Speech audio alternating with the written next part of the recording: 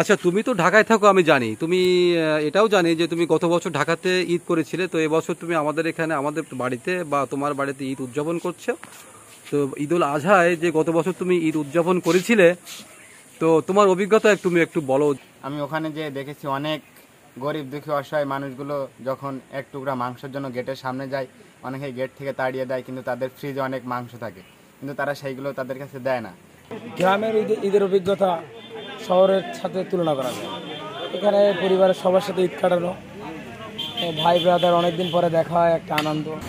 আমরা ভাইরা মিলে সবাই একসাথে ঈদগাহ ময়দানে নামাজ অনুষ্ঠিত হয়। এক কথায় নিজের প্রিয় জিনিসটা কুরবানি দেওয়ার নিয়ম আছে, এখন আমরা আসলে ওইভাবে চেষ্টা করি যতটুকু পারি। ঈদ মুবারক। ঈদ মুবারক সবাইকে।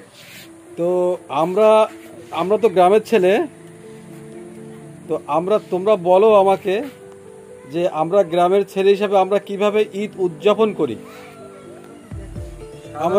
হ্যাঁ, আমাদের গ্রামে আঞ্চলিক ভাষায় যেভাবে আমাদের গ্রামে ঈদ হয়, সব সাধারণত আমাদের ছোটখাটোর ভিতরে ঈদগাহ ময়দান আছে, সেখানে আমাদের ঈদের নামাজ অনুষ্ঠিত হয়। আমরা সকালে সবাই একসাথে গ্রামের যত মুরব্বী আছে বা চাচারা আছে, আর আমাদের সবচেয়ে বড় বন্ধন আছে, ভ্রাতৃত্ববোধ আছে, আমরা ভাইরা মিলে সবাই একসাথে ঈদগাহ ময়দানে নামাজ অনুষ্ঠিত হয়। আমরা সবাই একই কাতারে বসে আনন্দের সাথে ঈদের নামাজ পড়ে আদায় করে কোলাকুলি, আর আমাদের বড় চাচারা বা ভাইরা আছে তাদের সাথে একটা ভালো বন্ডিং আছে। সবাই একসাথে ঈদের নামাজ উদযাপন করে সবাই সবার বাড়িতে যে অতিথি আপ্যায়ন হয়।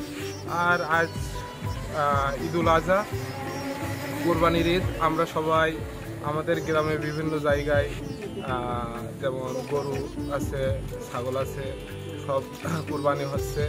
আমরা সাধারণত সেখানে গিয়েছিলাম আর কি। এটা আসলে শহরে যেমন একটা যান্ত্রিক শহরে সবাই নিজেরা যার যার বাসায় কুরবানি করে, কিন্তু আমাদের গ্রামের একটা ভ্রাতৃত্ববোধ কি, সবাই আনুষ্ঠানিকতার মধ্য দিয়ে সবাই একসাথে গরু কাটে কিংবা ছাগল কাটে। আমরা সেখানে যে তাদের সহযোগিতা করি বা তাদের সাথে ঈদের আনন্দটা ভাগ করে নেই, এটাই। আর আমাদের সাধারণত কুরবানির ঈদে ব্যস্ততার মধ্যে দিন কাটে, ছেলেদের তো একটা দায়িত্ববোধ আছে এইদিকে। তারপরেও আমরা যাতে ঈদের আনন্দটা সবার মাঝে ভাগ করতে পারি, এই জন্য সন্ধ্যাবেলা আমরা সবাই একত্রিত হয়ে সবার বাড়িতে যাই। বাসায় চাচি আম্মারা থাকে, ভাই বোন থাকে, তাদের সাথে দেখা করে আসি। এইভাবে আমাদের ঈদের আনন্দটা কাটে। গ্রামের ঈদের অভিজ্ঞতা শহরের সাথে তুলনা করা যায়।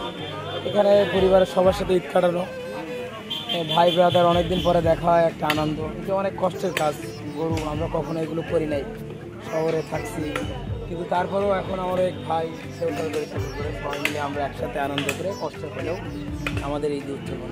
এবং আমি চাই সারা বাংলাদেশ এভাবে সুন্দর করে ধনী গরিব একসাথে কাঁধে কাঁধ মিলিয়ে ঈদ উদযাপন হবে। সবাইকে ঈদ মোবারক। তোমাদের কাছে একটা বিষয় আমার জানার আছে, যেটা হচ্ছে যে আমরা যে কুরবানি করি, আমাদের ইসলামের যে মূল্যবোধ, কুরবানির যে আসল উদ্দেশ্য, আমরা এই কুরবানিটাগুলো কীভাবে, আমরা যে পশু কুরবানিটা করি, আমরা কেউ গরু দেই, কেউ ছাগল দেই, আমরা কি দিনের দিন বাজার থেকে বা গরু হাট থেকে গরুগুলো কিনে বা ছাগলগুলো কিনে কুরবানি করি, না আমরা অনেক দিন আগে নিজে পালি, অথবা বেশ মাসখানিক আগে আমরা গরুগুলো কিনে আনি? কিভাবে আমরা এই কুরবানিগুলো করি? আমরা আসলে গরু ছাগল যেগুলো কিনে নিয়ে আসি, এগুলো অনেক আগে নিয়ে এসে বাড়িতে লালন পালন করে নিজের মন মতো, যেভাবে নিজের ইসলামী শরীয়তে যেগুলো আছে ওইভাবেই করি। বাসায় হচ্ছে নিজের মতো যতটুকু পারি সম্ভবত সেইটুকু চেষ্টা করে তাদের লালন পালন করি। আর কি এক কথায় নিজের প্রিয় জিনিসটা কুরবানি দেওয়ার নিয়ম আছে, এখন আমরা আসলে ওইভাবে চেষ্টা করি যতটুকু পারি। আচ্ছা, তুমি তো ঢাকায় থাকো, আমি জানি। তুমি এটাও জানি যে তুমি গত বছর ঢাকাতে ঈদ করেছিলে, তো এবছর তুমি আমাদের এখানে আমাদের বাড়িতে বা তোমার বাড়িতে ঈদ উদযাপন করছো। তো ঈদুল আজহায় যে গত বছর তুমি ঈদ উদযাপন করেছিলে, তো তোমার অভিজ্ঞতা তুমি একটু বলো, যে বিশেষ করে গরিব মানুষের জন্য যে ঈদ, আমার ঈদের যে আসল উদ্দেশ্য, কুরবানি ঈদের যে আসল উদ্দেশ্য, গরিব মানুষদের যে হক আছে প্রত্যেকটা ধনীদের কোরবানির মধ্যে, তো তারা কিভাবে ডিস্ট্রিবিউট করে? তারা যেভাবে বন্টন করে, তারা নিজেদের ভিতরেই সব কিছু কুরবানির সকল কাজ সম্পন্ন করে, তারপরে নিজেরাই ভাগাভাগি করে। আমি ওখানে যেয়ে দেখেছি অনেক গরিব দুঃখী অসহায় মানুষগুলো যখন এক টুকরা মাংসের জন্য গেটের সামনে যায়, অনেকে গেট থেকে তাড়িয়ে দেয়, কিন্তু তাদের ফ্রিজে অনেক মাংস থাকে, কিন্তু তারা সেইগুলো তাদের কাছে দেয় না। এখানে অনেক সমস্যা, ওখানে মানুষজন যারা গরিব দুঃখী অসহায় আছে তারা অনেক মানবতার জীবনযাপন করে, এক টুকরা মাংসের জন্য তারা কত লড়াই করে, এটা আমি দেখেছি ওখানে।